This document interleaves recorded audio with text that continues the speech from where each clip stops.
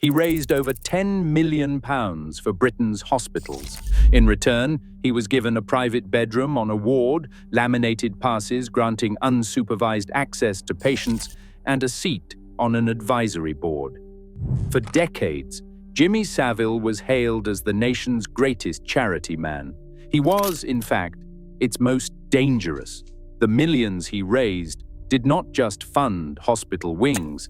They built a shield so powerful that complaints were buried, whistleblowers were silenced, and a predator moved freely through institutions for over 40 years.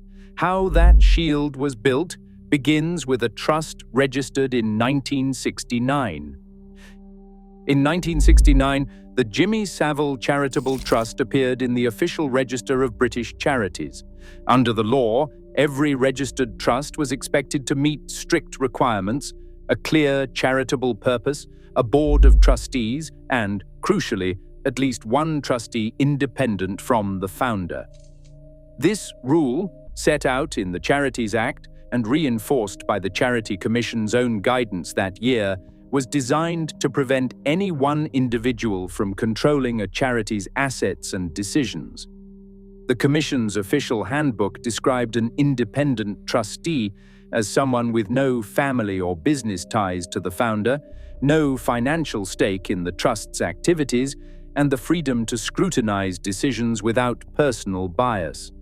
Their presence was meant to act as a check on power, ensuring that donations were used for the public good and that beneficiaries, often vulnerable patients, were protected from conflicts of interest. The registration of the Jimmy Savile Charitable Trust gave it the legal status needed to collect donations, claim tax exemptions, and present itself as a legitimate philanthropic body. This status came with the expectation of transparency: annual accounts filed with the Charity Commission, public records of income and spending, and a board structure that would, in theory, guarantee independent oversight. For the British public, these formalities created a sense of assurance. The Trust's name on the Charity Commission's register, the presence of a board, and the annual reports all signaled a legitimate operation, subject to the same standards as any other public charity. The law also required that trustees be listed in the public register, with their roles and connections disclosed. In the late 1960s and early 1970s, this framework was widely seen as a safeguard against misuse. The independent trustee rule was more than a bureaucratic detail. It was the legal backbone of public trust in the charity sector. For hospitals, sponsors, and donors, the existence of a registered trust with official paperwork and a board lent credibility to Savile's fundraising campaigns. It allowed him to approach institutions as a vetted benefactor, not just a celebrity. The formal structures were designed to ensure that the money raised would be properly managed and that no single person could treat a charity as a personal fiefdom. Yet, as the years passed, the very structures that were supposed to protect the public interest became the foundation for Savile's authority. The Trust's registration and legal status were never seriously questioned by regulators or by the institutions that welcomed his involvement. The expectation of independent oversight, enshrined in law and in Charity Commission guidance, gave Savile the outward legitimacy he needed to operate as Britain's most celebrated charity man. The reality behind the paperwork and the consequences of failing to enforce these safeguards would only come to light decades later. The mechanics of Savile's fundraising drew on spectacle, exclusivity, and relentless publicity. Each year, the London Marathon handed Savile's charity 250 coveted entry slots, places that ordinary runners scrambled for in public ballots. Savile distributed these to major donors and corporate sponsors, transforming access into a prize for generosity.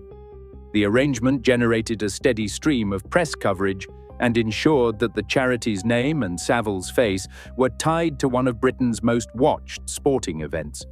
Companies eager for association with a national cause sponsored teams, branded uniforms, and even entire hospitality tents, their contributions logged as both cash and in-kind donations.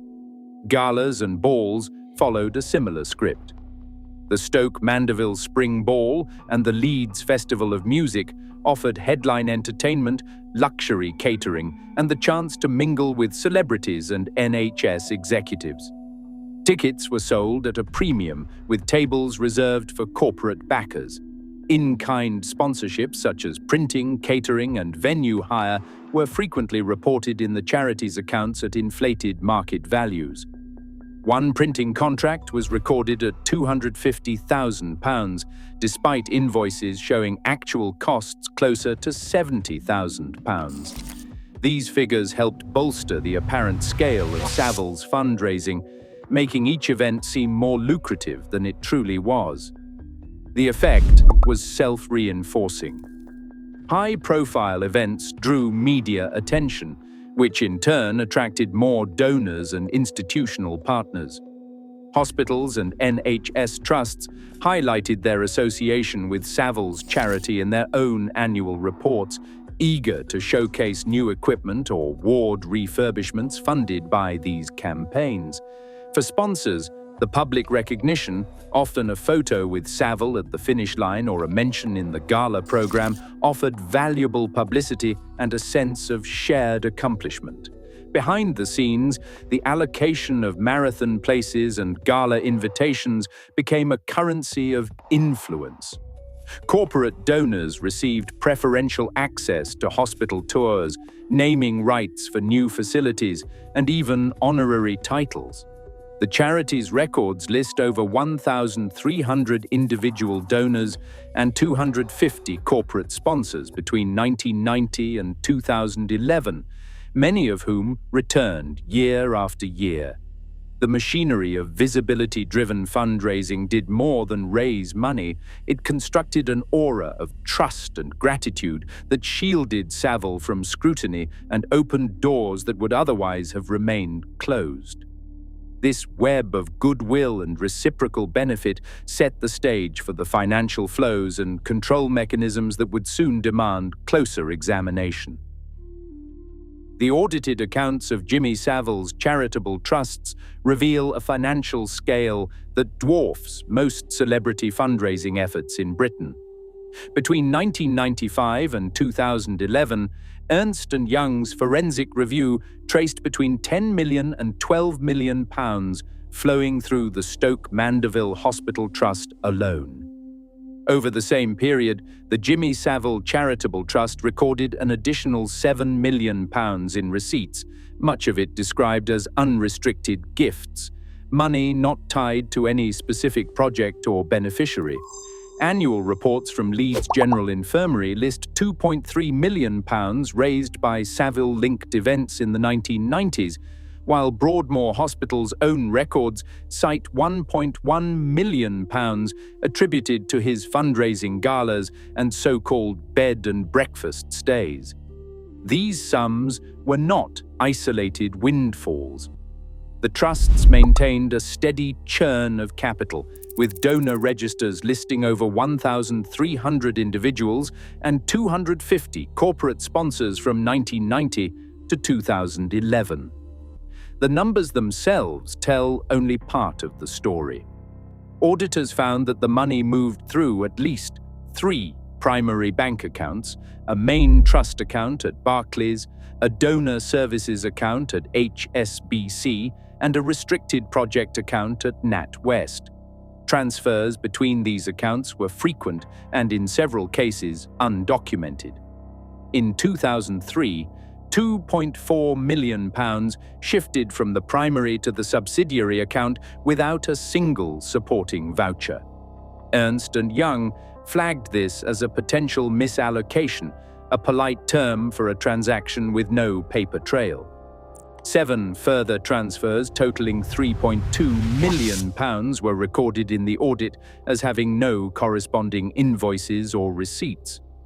The Charity Commission's public register shows gaps from 1999 to 2002. Income was reported, but donor receipts and supporting documentation are missing. Board meeting minutes for the Stoke Mandeville Trust from 2005 to 2007 were marked confidential and later disappeared from the archive entirely, a breach of both the Charities Act and best practice standards for financial transparency.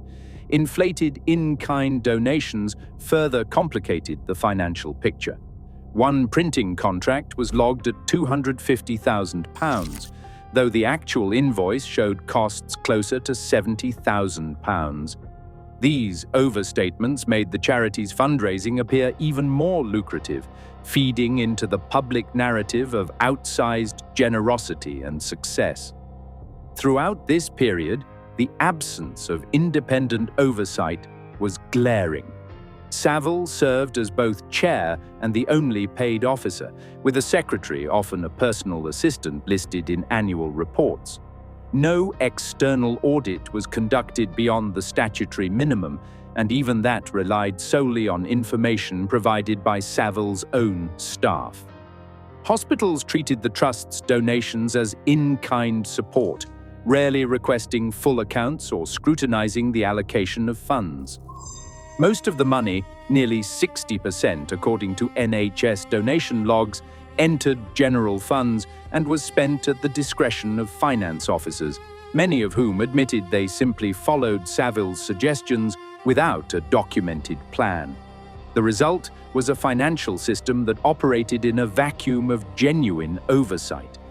Millions of pounds moved with limited documentation, unchecked by any independent party, and shielded by the aura of charity. This opacity was not a byproduct of complexity, but a condition that enabled privilege and protected Saville's authority.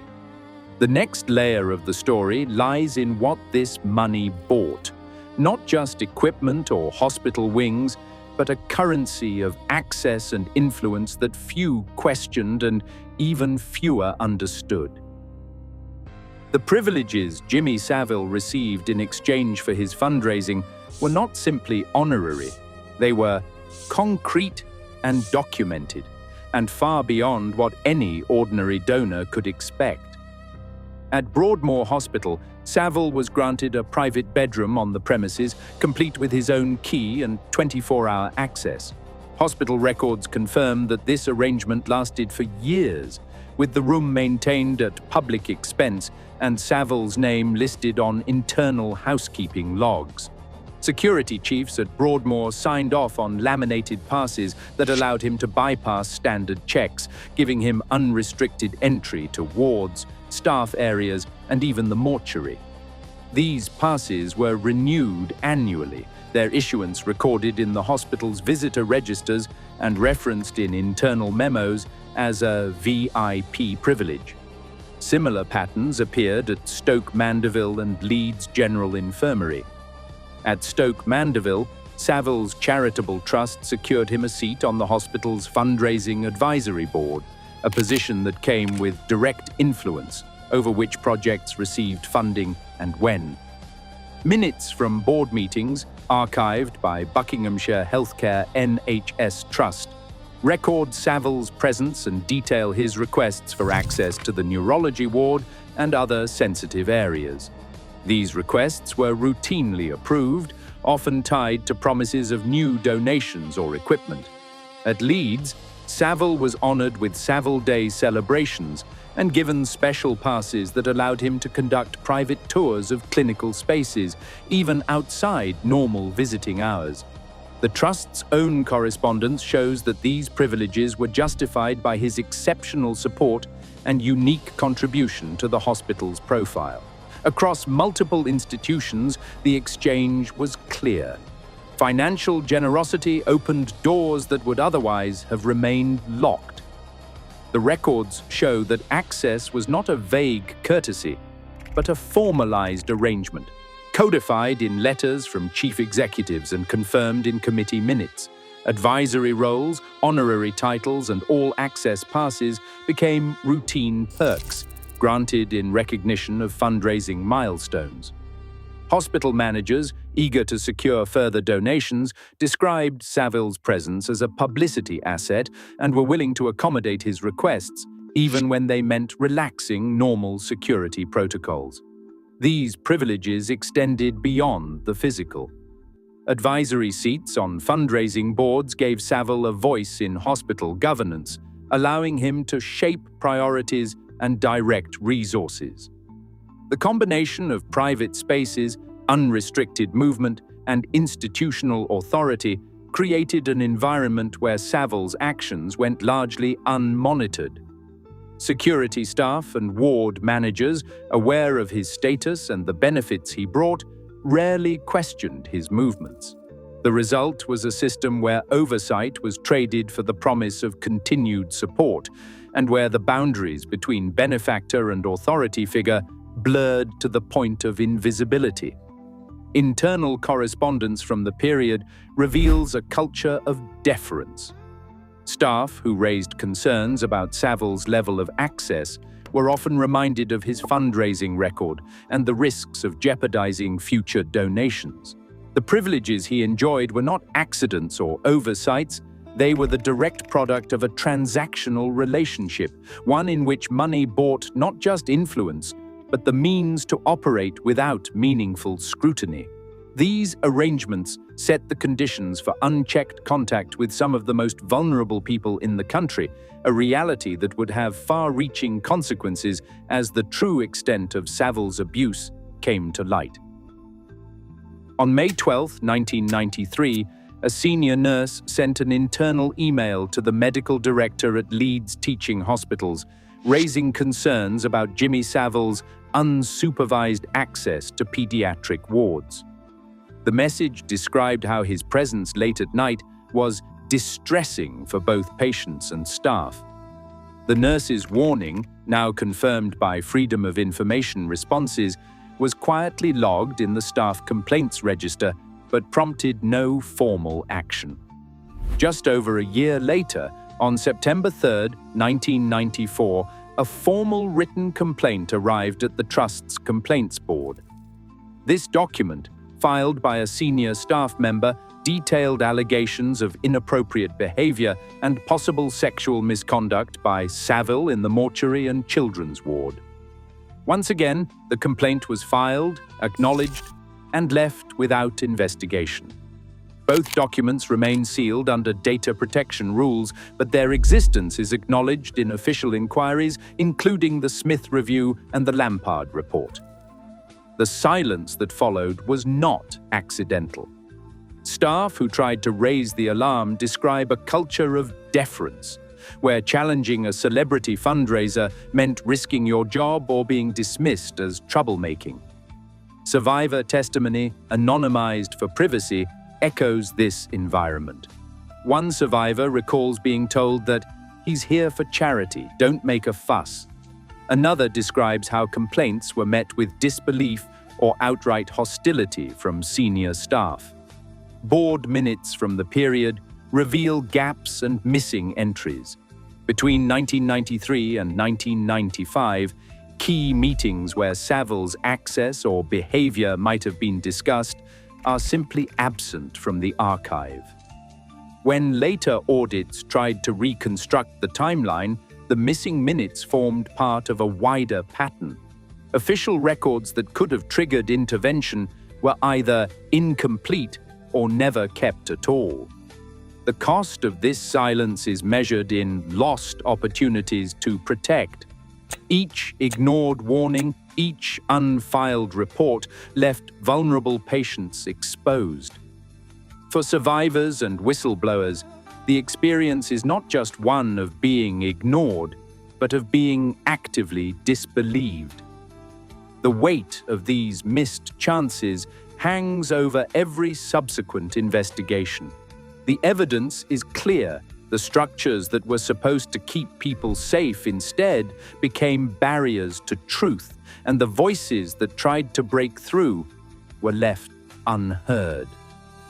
Support for survivors remains available through organizations like Survivors UK, PCC, and victim support. In October 2012, a single television broadcast shattered decades of silence. The ITV documentary, led by former detective Mark Williams Thomas, presented survivor testimony, hospital safeguarding logs, and internal BBC records. Within days, the Metropolitan Police launched Operation U-Tree, drawing together evidence from NHS trusts, the BBC, and over 450 victims. The investigation exposed the scale of Savile's abuse and the institutional failures that had protected him. Official inquiries followed in rapid succession. The Department of Health commissioned the Lampard Report, while the BBC appointed Dame Janet Smith to review its own practices. Both investigations found that the systems designed to protect the vulnerable had failed repeatedly. Key recommendations included mandatory safeguarding leads in every NHS trust, routine audits of volunteer access, and external reporting of all allegations. Expert voices shaped the response. A senior safeguarding lead pointed to the need for independent oversight, warning that internal culture cannot be allowed to override statutory duty. Criminologist Jonathan Dean emphasized that the so-called good glow of charity continues to blunt scrutiny even after Savile. Media ethicist Esther Ranson called for whistleblower protection, stating that the legacy of deference to celebrity can still silence those who try to report abuse. Policy reforms followed. The BBC adopted a new safeguarding charter in 2020, requiring staff to report concerns directly to a central authority, bypassing traditional editorial hierarchies. NHS England mandated annual safeguarding self-assessments. The Charity Commission introduced risk-based safeguarding statements for all charities working with children or vulnerable adults. Yet audits released in 2023 and 2024 reveal persistent gaps. NHS's own data showed that 19% of trusts still lacked an independent safeguarding lead, and 27% reported incomplete staff training on boundary setting. The Charity Commission's 2024 interim survey found that 18% of relevant charities still operated without a formal safeguarding policy, and 12% of trustees had never received safeguarding training. Parliamentary scrutiny added further pressure, with the Health Committee warning that inconsistent audit methods undermine progress. The National Audit Office echoed these concerns, noting that over half of NHS trusts still rely on ad hoc internal checks rather than external audits. The reforms have brought real change, but the evidence is clear. Structural weaknesses remain. The same mechanisms that once allowed a celebrity fundraiser to operate unchecked have not been fully dismantled. Experts continue to warn that without independent oversight and a culture that values transparency over reputation, the risk of another Savile persists. Today, reputation still shields those who manipulate trust for personal gain. In 2024, official audits confirm safeguarding gaps remain in Britain's institutions despite decades of warnings. The mechanisms that protected Savile are not relics. They persist wherever scrutiny is dulled by status. The real danger lies in mistaking public virtue for private integrity. What we fail to question now is what we risk repeating. Share your perspective below.